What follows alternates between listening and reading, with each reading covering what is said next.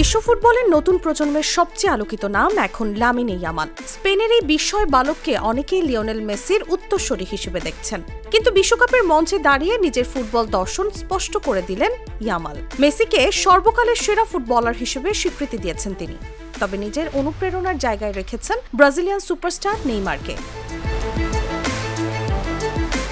তবে নিজের আইডল প্রসঙ্গে কোনো দ্বিধা রাখেননি ইয়ামাল। তার ভাষায় তার আইডল নেইমার, কিন্তু মেসি সর্বকালের সেরা। এই একটি বাক্যেই যেন ফুটে উঠেছে দুই ভিন্ন অনুভূতির গল্প, একজনকে অনুসরণ করে বড় হওয়া আর অন্যজনকে ফুটবলের সর্বোচ্চ আসনে বসানো। ইয়ামালের খেলার ধরনেও নেইমারের ছাপ খুঁজে পান ফুটবল বিশ্লেষকরা। দুরন্ত ড্রিবলিং, সৃজনশীলতা, একের পর এক ডিফেন্ডারকে কাটিয়ে এগিয়ে যাওয়ার সাহসী মানসিকতা, এসব গুণ তাকে বারবার মনে করিয়ে দেয় ব্রাজিলিয়ান জাদুকরকে। তবে মেসির সঙ্গে ইয়ামালের সম্পর্ক কম আকর্ষণীয় নয়। দুজনই বার্সেলোনার বিখ্যাত লা মাসিয়া একাডেমির ছাত্র।